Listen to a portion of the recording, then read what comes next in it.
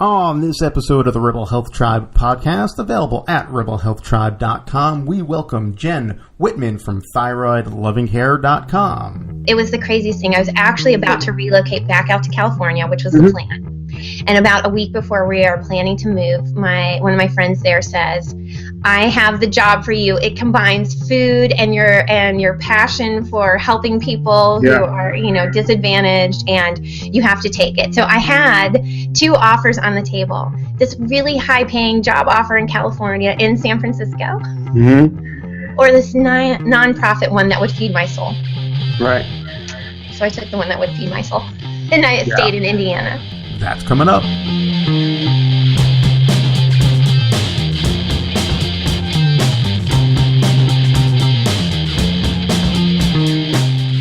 All right, great stuff coming up with Jen Wittman. Really quick, I wanted to tell you about something amazing, something we're super happy to be involved with. It's called the Evolve Your Life Kit. This is a tremendous resource that contains dozens of ebooks, 10 e-courses, over 50 valuable discount codes, and even meal plans. Our good friends over at Paleo Plan have gathered these resources together and made them available for an insanely discounted price. If you were to add up all of these resources, the value would easily be over $1,100, but from now until July 13th, you can grab all of these for just $29. $29, that's less than most people spend on bad coffee for a week. And the information in this bundle could save your life. Maybe. It's good info, that's all I'm saying. So don't buy coffee this week. Instead, head over to evolvebundle.com to take advantage of this one-time offer. That's evolvebundle.com. Okay, on with the show with our friend Jen Wittman.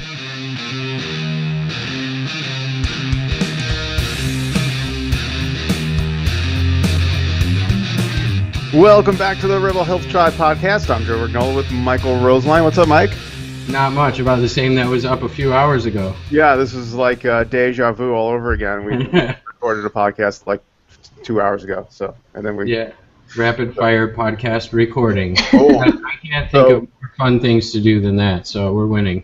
Yeah, exactly. This is awesome fun, and it's going to be a great show because today we have Jen Wittman on from Thyroid Loving Care. Hey, Jen. Hi. Good to have you here. Thanks for being here. Thank you. So, tell folks a little bit about what you do and why you do it. All right. Well, I help women with thyroid and autoimmune conditions either decrease or eliminate or even avoid the need for thyroid medication. That's in a nutshell. Okay. Cool. And I try to. I really focus on busy women, especially moms and busy professionals, repair and reboot the thyroid and kind of nourish their body to have more energy and vitality because we need it. We need it. Yeah. And so I kind of the why, I guess, is I just want to provide practical strategies to people that fit into a real world schedule because I think I see that sort of missing in a lot of healing programs today. It's like they'll give you really great information and things that you could do if you were alive in the 1850s, like fermenting all your food and canning all your food and growing everything. But the why I do it is to really help people find practical strategies that fit into real life. Yeah, you've got a great program over there too. Great content, great information. You've got a really interesting story. With your own diagnosis, like kind of insane. Some of the things that you've gone through, which kind of culminated in your own diagnosis of Hashimoto's.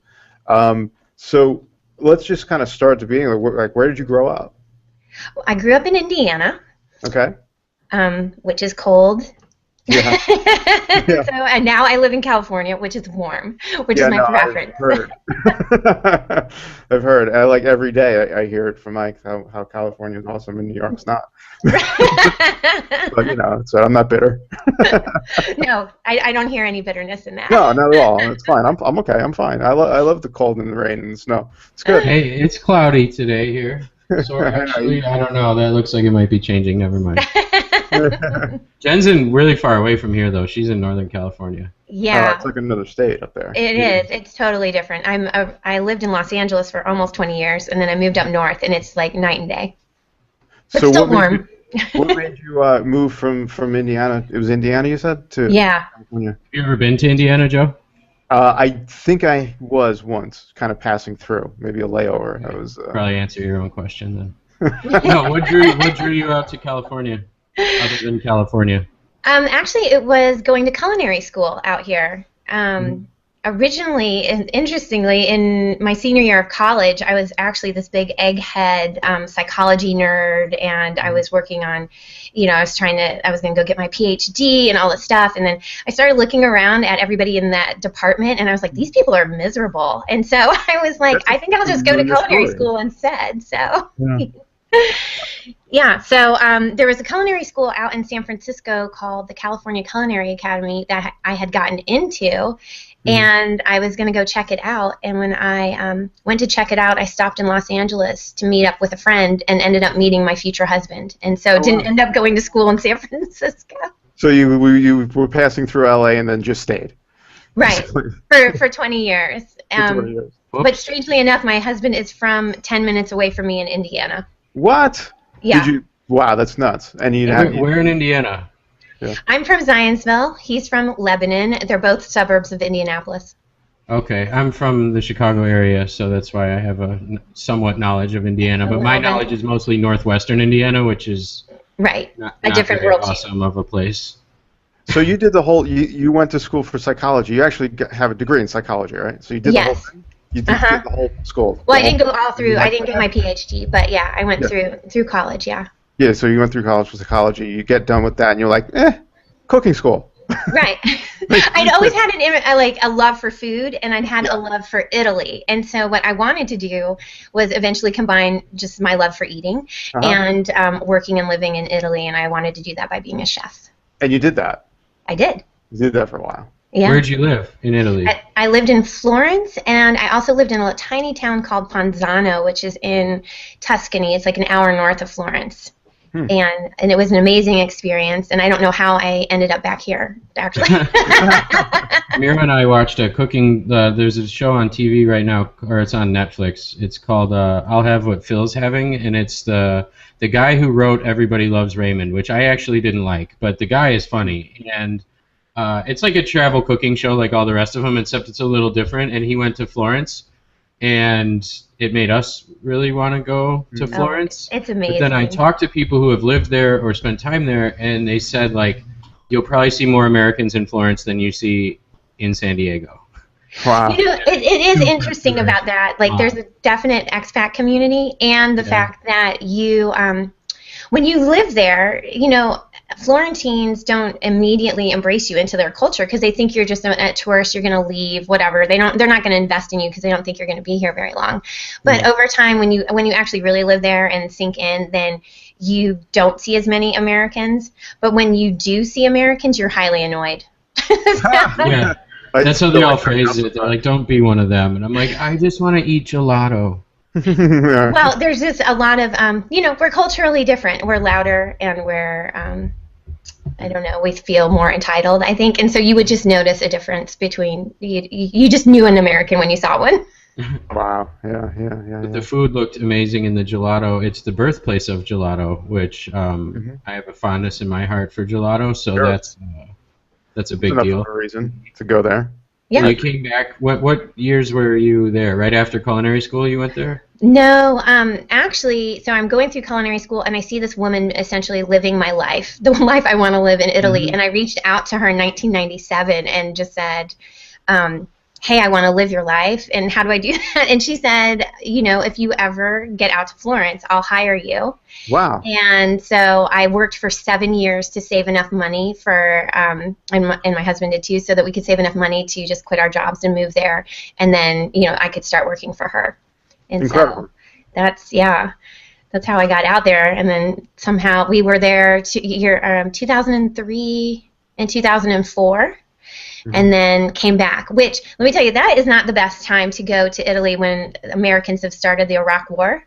Yeah. That's not the best time to be an American in Europe. Not so popular. No, I saw such a difference between when I was there in 1996 and everybody loved Americans to when I got there in 2003. And, man, I had to field a lot of questions. Oh, wow. Wow. Like, what the hell is wrong with your country? Yeah, what are you doing? Yeah, stuff like that, and people wanted, our election was really confusing, right, at that time. So because it is confusing. It is confusing still now, but at the time, people really thought 100% of us had voted for George Bush, and so I had to explain that it was really it was a country divided at the time, and that there was a lot of stuff around the election, and so that he lost. I had to do. I'm not. I had to just do a lot of explaining, a lot of splaining for the Americans.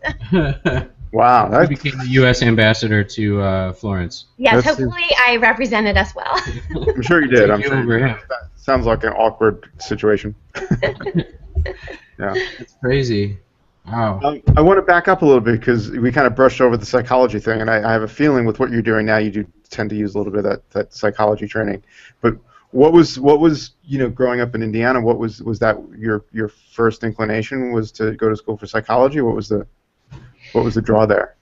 No, my first inclination was to go to Harvard Law School because I was watching The Paper Chase with my dad when I was a kid. So I used to watch that show. And then I decided I was going to be an international businesswoman, and then I decided I was going to be a senator, then the president, and then eventually I decided, you know what, everyone in my family is crazy, and I love them, but I want to know why. And so that's what the impetus to going into psychology was. It just seemed like something really interesting that I could get into before I headed to law school. Right. And then as you see, I'm a multi-passionate person, so it kind of kept morphing. It kept morphing until it became what it did. Uh-huh. But you were serious about being senator and potentially president? Like that was a real thought in your head? That actually went through your head? From 4th grade till I was 17, that I thought that was happening. Wow.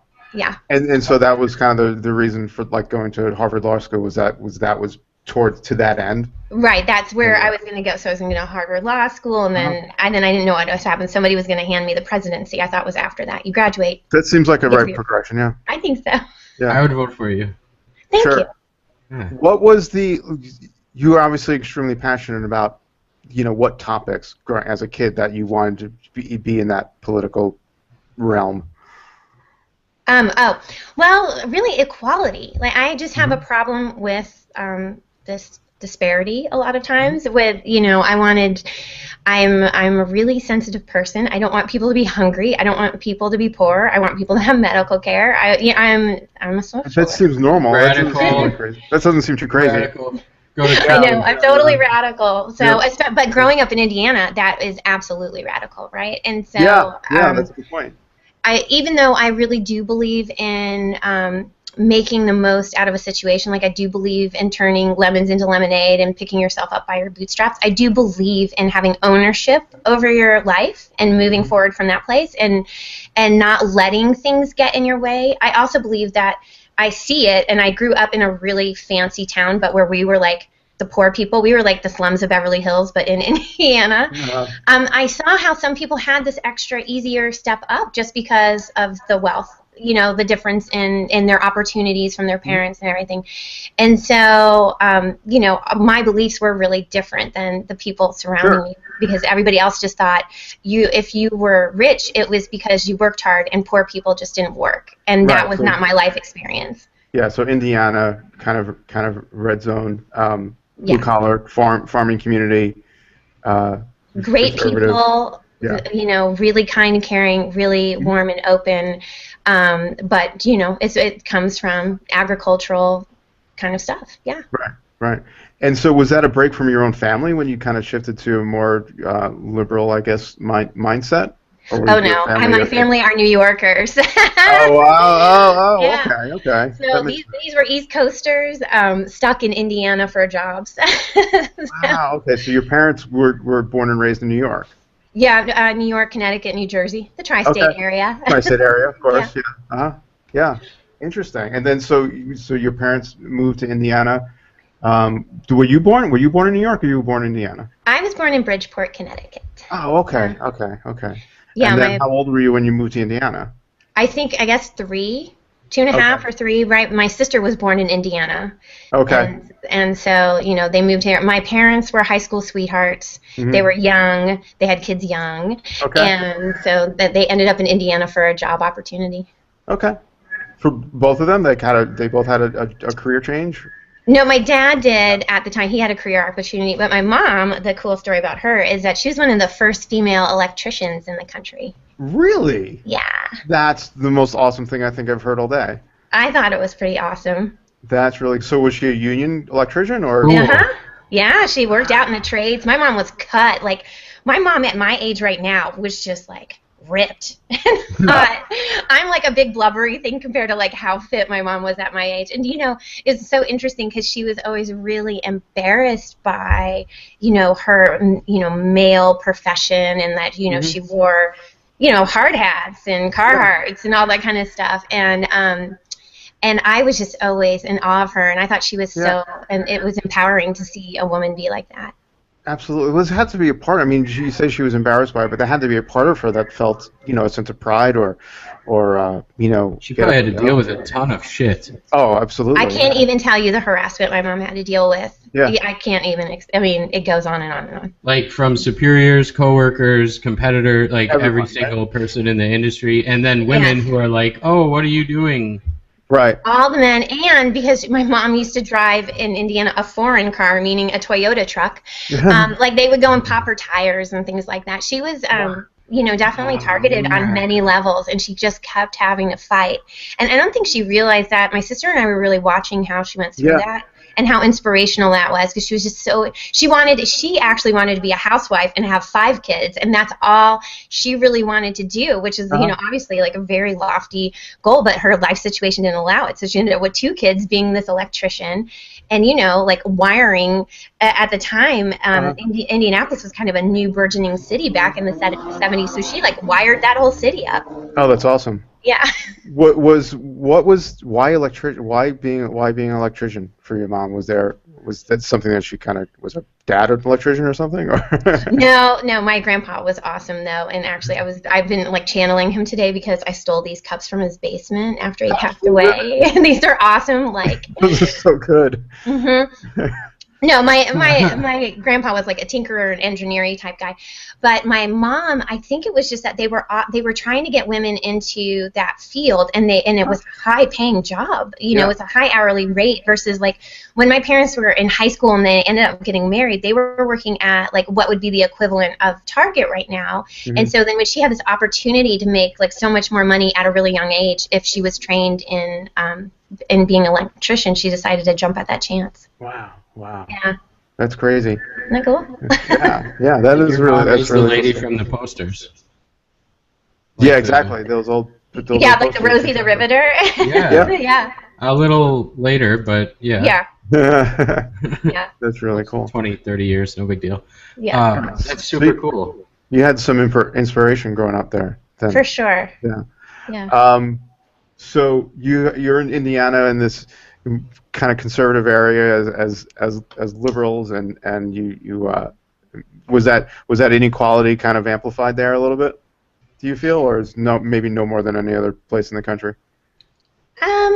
No, yeah, I would say no more than any other place. I mean, I really grew up actually protected from true poverty. I mean, we had a nice life in Indiana I didn't live in any neighborhoods that were dangerous or anything like that. I was just extremely aware of it because my parents taught me to be aware of it. You know, they showed me that there was a disparity versus hearing from my friends. And I have all these great friends that I have still to this day who still believe that you're poor because you don't work hard. Wow. Yeah. Incredible. So it's just something ingrained in, because, you know, especially coming from an agricultural point of view, you know, those are hard-working, wonderful people who, like, they reap what they sow, right? So, I mean, that's where that comes from. I don't think it's malintentioned. I just think it might be ignorant in the true sense of the word, you know? Yes. Yeah. And so fast forward a little, you're 17, and then what makes you decide that maybe political life isn't the way to go? It looked awful. Like when I started thinking like, oh, I'm going to be under attack if I do that. That doesn't sound fun. So yeah, right. I thought I maybe would take myself out of public life a little bit, and I thought, well, I could still be a lawyer, and I would really love to be an international lawyer, even though I didn't actually know what it meant. I just I just knew that in all these 80s movies, right? It looked really cool. It looked like I could have a loft apartment in some awesome city, and like I had all these visions that my life did not end up looking like that at all in the end. Right. I just kept moving forward. Right. So you do the whole psychology school, and from there you move to California. You do the culinary school. Right. Combining many of your passions. And then what, after the culinary school, did you do to Italy first, or did you did some time at a like a nonprofit, right? Yeah, so I first did, what did I do? I did culinary school, and then from culinary school, I went to Italy for a year or two, and then we came back to Indiana, and that's where I worked for a nonprofit. It was the craziest thing. I was actually about to relocate back out to California, which was the plan. And about a week before we are planning to move, one of my friends there says, I have the job for you. It combines food and your passion for helping people who are, disadvantaged, and you have to take it. So I had 2 offers on the table. This really high-paying job offer in California, in San Francisco, or this nonprofit one that would feed my soul. Right. So I took the one that would feed my soul, and I stayed in Indiana. So how long were you there for? And you hustled doing that job. That was, I think I read somewhere on your site, it was like the job of 4 or 5 people. Right. It was insane. It was really intense. So I stayed there for 2 years. They were very long years because I was working about 105 hours a week. And basically what I was doing... There are 105 hours in a week? I know, right? There wasn't a lot of sleep. Okay. But basically, I was hired to become the for-profit arm of a nonprofit so that it could be self-sustained. Right. And so I was there to create their catering company, and I don't know if you read about the organization. They're still there. They're amazing. It's called Second Helpings. But basically what they do is that they train people who were imprisoned or down on their luck, people there who need to be reintegrated into society. They teach them the skill of cooking so that they could be hired to work in kitchens and restaurants.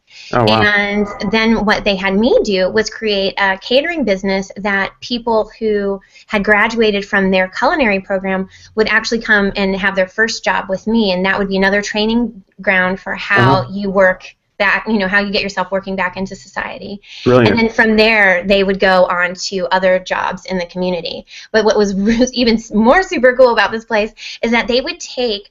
in restaurants, you have all this leftover food that's not bad at all, but it's just stuff that they won't serve because of the, their different rules. Sure. And so they would go around to all of the restaurants in town, collect food that was still very fresh and edible, and then have these trainees, actually prepare the food and have volunteers prepare the food so that it could be delivered to all the soup kitchens in the area. So it was just an amazing organization. I can see why you chose that. Absolutely. Right. No question about it. But it was hard. But it was hard. And is that about the time you started to feel the symptoms of feeling more fatigued, more anxious, more stressed out?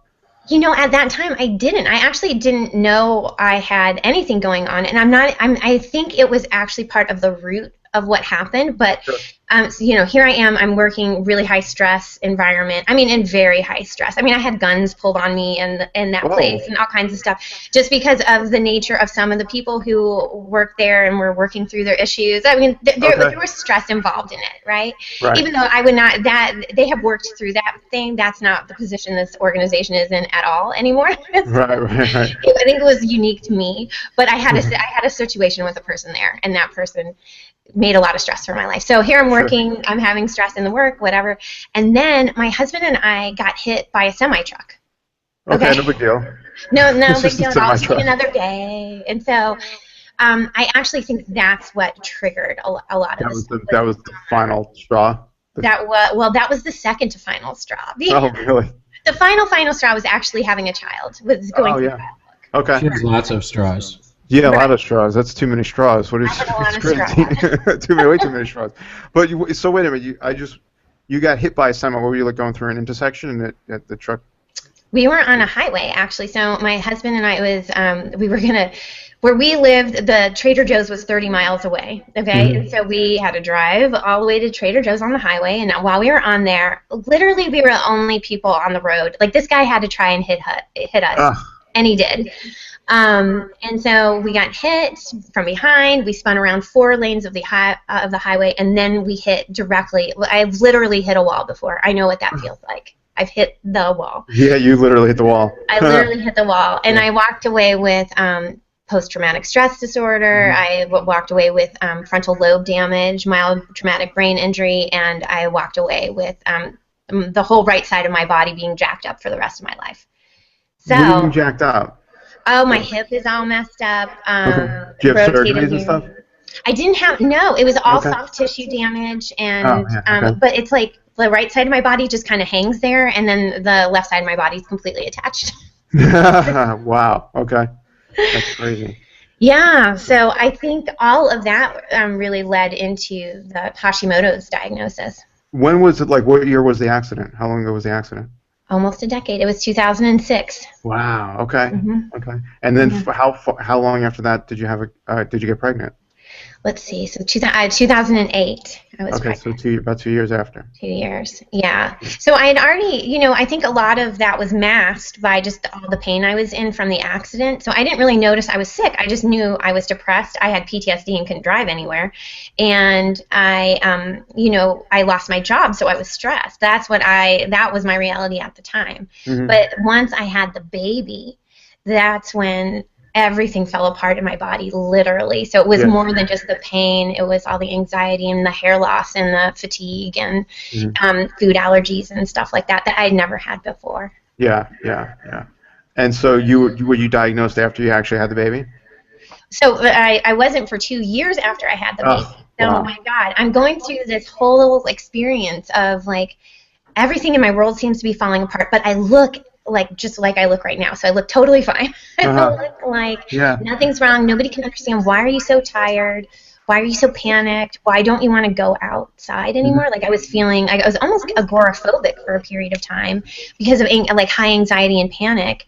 And I couldn't really explain to everybody like how bad I felt, and people weren't even buying it. Like I think people thought I was faking being sick or stressed or just couldn't handle having a kid or whatever. So my son ended up very sick with a lot of digestive disturbances that we could not get a handle on, and so it was going to a doctor for him that we were referred to that got me diagnosed. Wow. So you were just talking about your experience, your symptoms, and that doctor said maybe we should run some thyroid tests?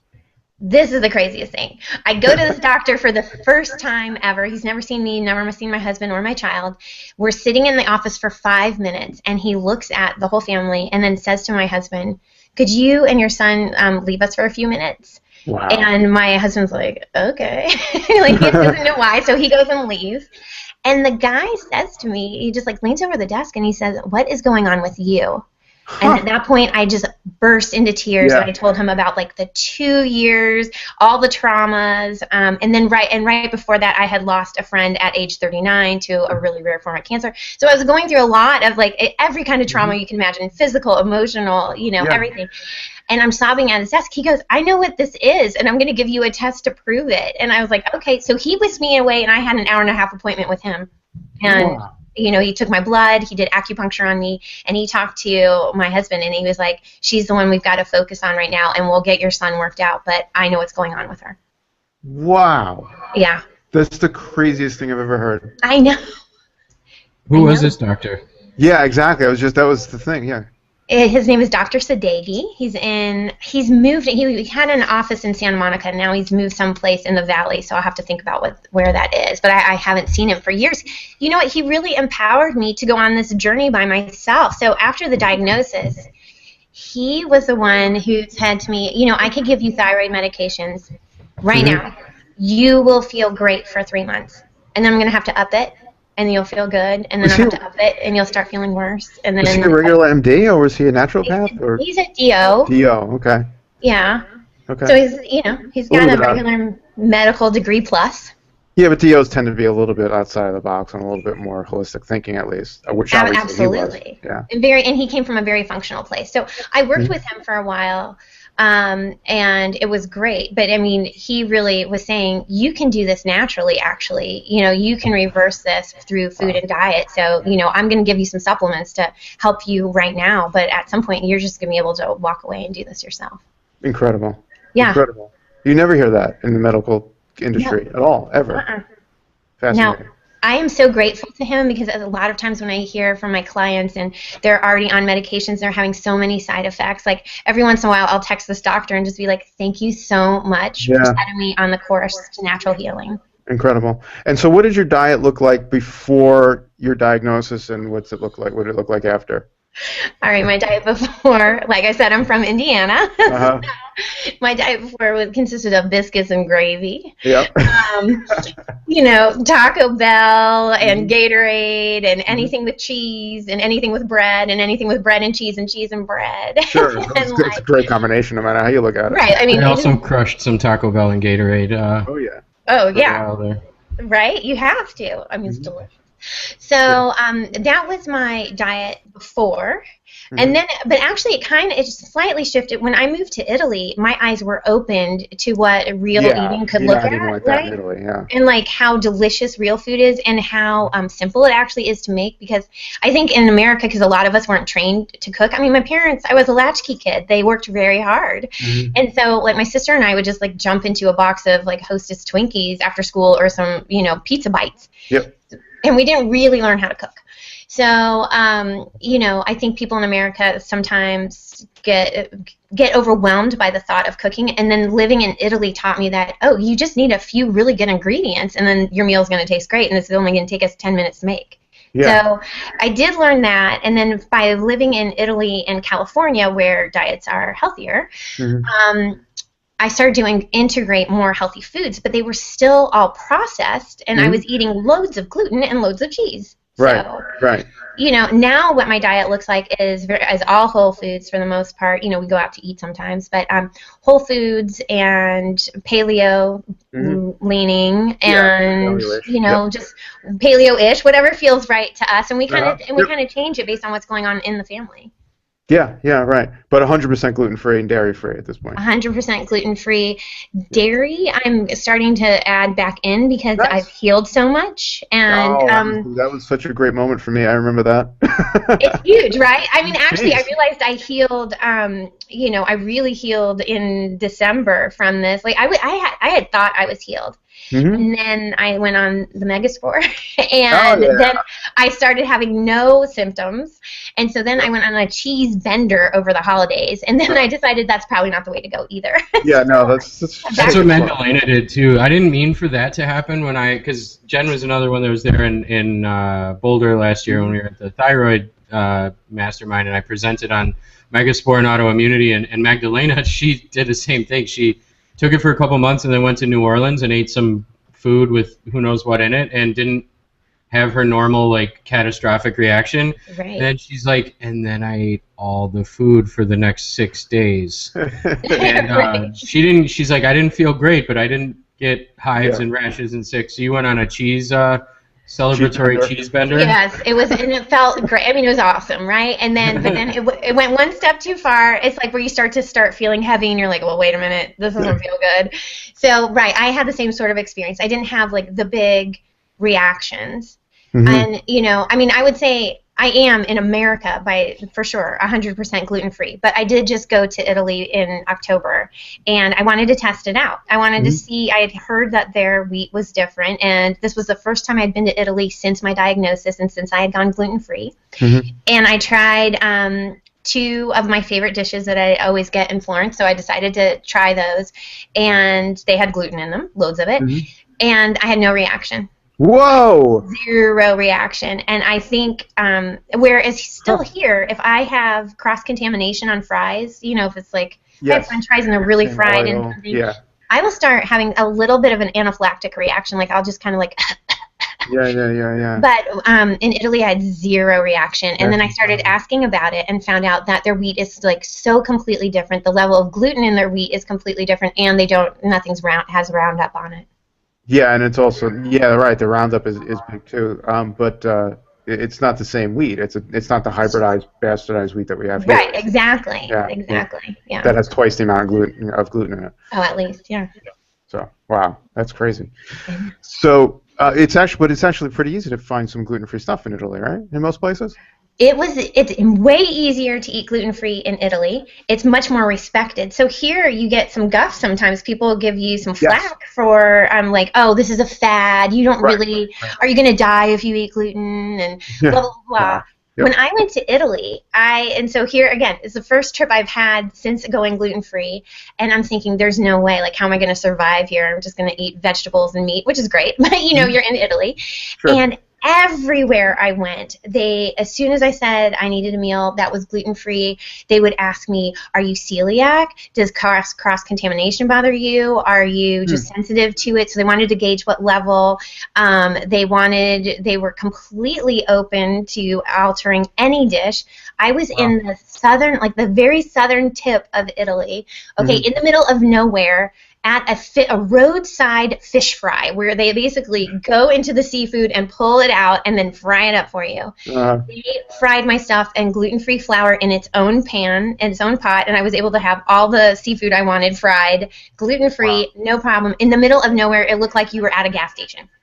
Wow. That's awesome. So, I just think that they have so much more respect for food there, and they want people to really enjoy food. So they don't want you to not enjoy food just because you have this sensitivity. Right. So they really respect it more, and their government actually pays families with children who have celiac or gluten sensitivities extra. They give them a stipend so that they can better afford higher priced gluten-free items. The government does that.